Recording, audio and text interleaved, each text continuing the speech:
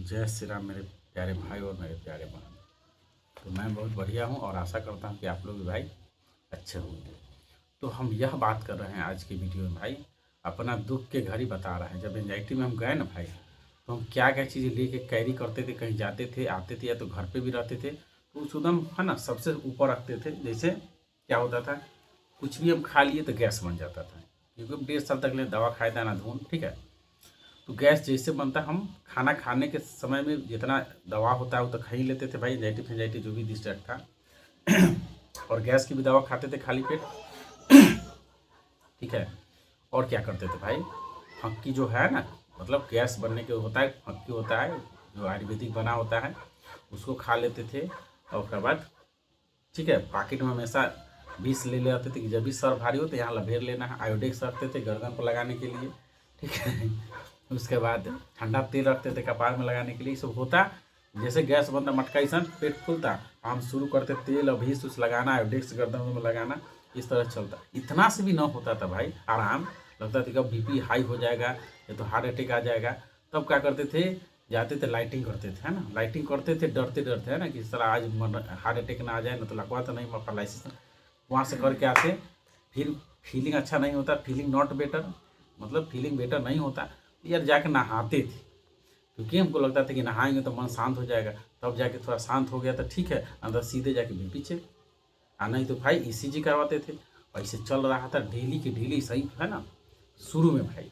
और धीरे धीरे धीरे धीरे यह सब चीज़, तो कहीं भी हम जाते थे, रिश्तेदार भी जाएँ या किसी अकेले तो जाते नहीं थे, लेकिन जिसके साथ जाते तो एक सारा दवा प्लस, है ना, हमेशा पॉकेट में ठंडा तेल मेरा मिलता उस समय, विष मिलता, आयोडेक्स मिलता आपको, है ना। और ये सब हमेशा लेते, थोड़ा भी भारी होता लगा लेते थे, क्योंकि सिर हमेशा भारी रहता था। गर्दन पर आयोडेक्स लगाते थे भाई, यहाँ भी लगा लेते थे आयोडेक्स, है ना।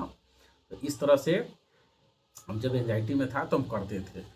तो यार लेकिन आज देखो, है ना, यह सब चीज़ मतलब जब निकल गए तो यार ये सब चीज़ को ध्यान देते तो लगता है कहाँ साला कितना, है ना, कहाँ फंसे थे और क्या कर रहे थे ना।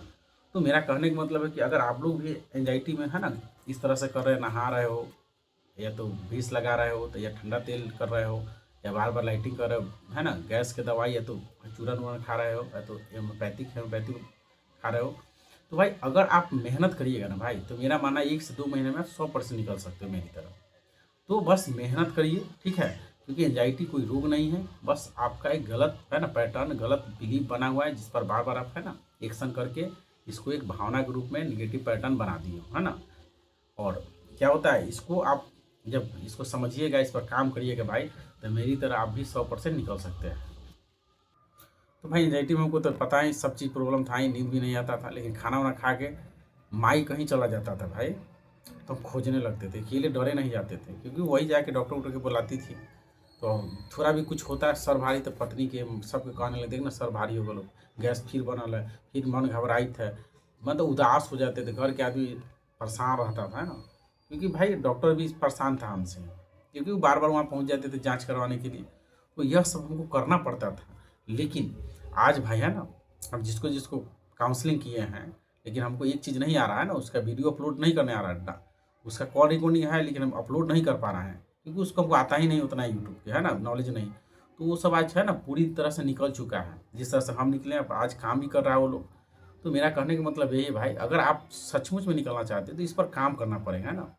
तो वही सब क्या करना होगा, डाइट सुधार लीजिए, लाइफ स्टाइल थोड़ा चेंज कीजिए, है ना, थोड़ा फिजिकल एक्सरसाइज मेडिटेशन प्राणायाम करिए और समझ ला लीजिए, है ना।